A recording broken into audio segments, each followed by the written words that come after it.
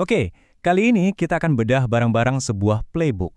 Bukan cuma teori ya, tapi benar-benar panduan praktis langkah demi langkah gimana caranya membangun eksistensi di dunia kesehatan digital yang paling penting dipercaya sama audiens Anda. Siap? Yuk kita mulai. Kita mulai dari sesuatu yang, jujur aja ya, bikin merinding. Coba bayangin, WHO bilang ada infodemik yang diduga menewaskan 800 orang cuma dalam 3 bulan pertama pandemi COVID-19. Kenapa? Gara-gara misinformasi. Ini bukan lagi soal marketing atau branding loh. Ini beneran soal hidup dan mati. Taruhannya, ya nyawa manusia. Nah, ini dia. 5 babak utama dalam playbook kita. Pertama, kita bahas soal tantangannya dulu. Terus, gimana cara bangun kepercayaan digital. Lanjut ke merancang pesan yang pas, milih panggung digitalnya, dan terakhir, gimana caranya menguasai percakapan. Ini dia, peta jalan kita. Oke, kita masuk babak pertama, tantangan kesehatan digital. Jadi sebelum kita ngomongin solusi, penting banget buat kita paham dulu nih, masalah utamanya apa sih?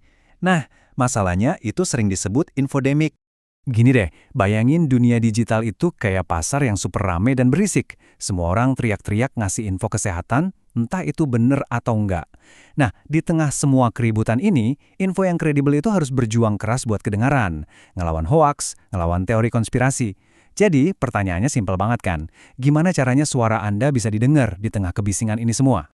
Jadi gimana dong solusinya? Nah, kita masuk ke langkah pertama, dan ini yang paling fundamental, yaitu mulai dengan kepercayaan digital. Ini adalah fondasi, sesuatu yang harus dibangun kuat-kuat, bahkan sebelum Anda bikin konten pertama sekalipun. Biar kebayang, kita lihat contoh nyata yuk. Ada kanal YouTube namanya Ina Healthy di Indonesia. Mereka itu nggak asal-asalan loh. Mereka punya proses yang sistematis. Ada 6 langkahnya.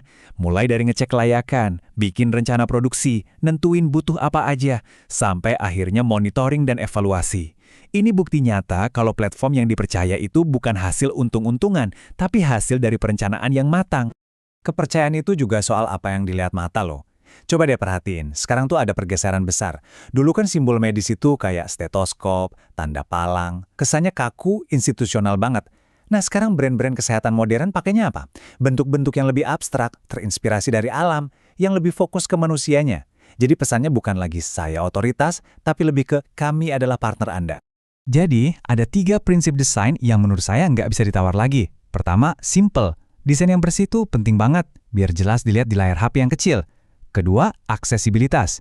Ini penting banget, misalnya soal kontras warna, supaya semua orang, termasuk yang punya keterbatasan penglihatan, bisa nyaman pakainya.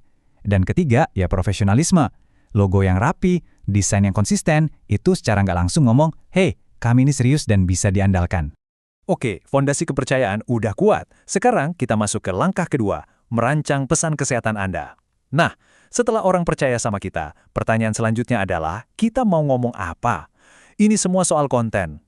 Ngomongin konten, ada banyak formatnya, tapi ini beberapa yang paling jitu buat dunia kesehatan. Misalnya, video animasi, ini cocok banget buat jelasin hal-hal ribet jadi gampang. Terus testimoni pasien, ini kuat banget buat nyentuh emosi. Demo produk, jelas ya buat pamerin fitur. Video pendek buat medsos, ini wajib banget sekarang. Sama kampanye kesadaran buat isu-isu penting. Kuncinya apa? Pilih format yang paling pas sama tujuan Anda.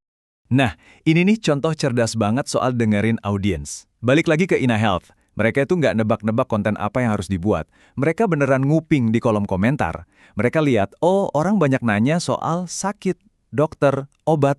Akhirnya apa? Mereka bikin playlist, bikin konten yang langsung menjawab keresahan itu. Genius kan? Satu lagi fakta penting yang sering banget kelewat.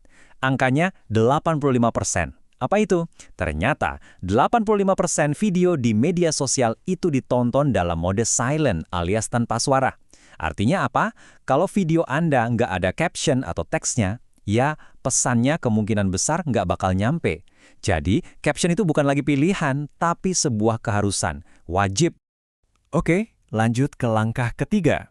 Kepercayaan udah, pesan yang kuat udah. Pertanyaan berikutnya, kita mau manggung di mana? Nah, ini soal memilih panggung digital Anda, alias milih platform yang pas. Sekarang kan rajanya video pendek itu ada 2 ya, TikTok dan Instagram Reels. Keduanya beda banget loh. TikTok itu rumahnya Gen Z, kontennya lebih seru, lebih mentah, ngejar tren. Sementara Instagram Reels itu lebih ke milenial, Kontennya lebih cantik, lebih poles, fokus ke gaya hidup.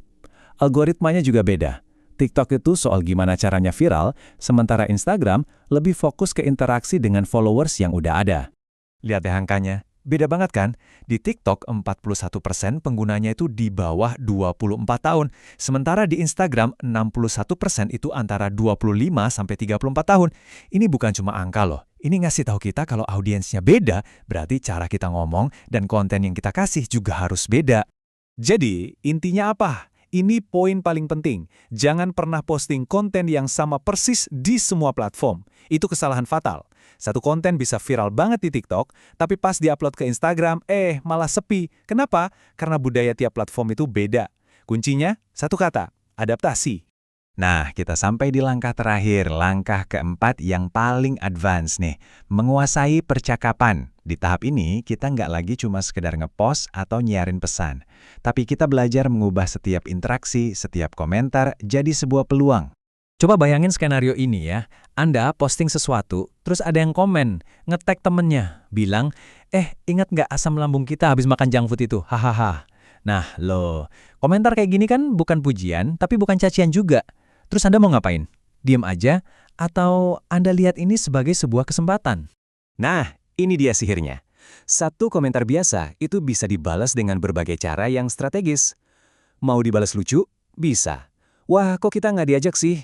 Mau sekalian promosi? Bisa juga. Lain kali cobain produk kita dulu sebelum makan. Atau mau ngasih edukasi? Juga bisa.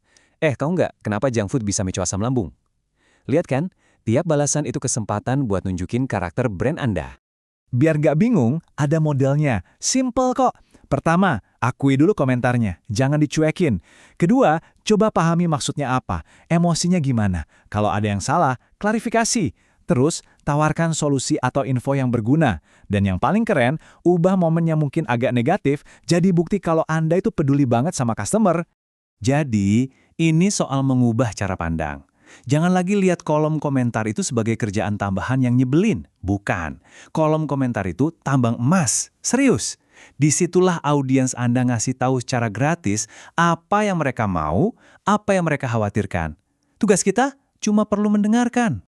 Oke, jadi kita rangkum ya playbooknya. Alurnya jelas banget. Mulai dari kepercayaan. Dari situ kita bangun pesan. Udah dapat pesannya, kita pilih panggungnya.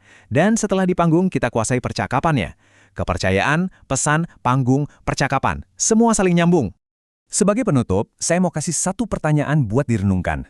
Dulu, ruang tunggu pasien itu ya di klinik atau rumah sakit. Sekarang, ruang tunggu pertama mereka itu adalah akun media sosial Anda, website Anda. Jadi pertanyaannya, apakah ruang tunggu digital Anda sudah membuat mereka merasa nyaman, didengar, dan dirawat dengan baik? Coba direnungkan. Terima kasih.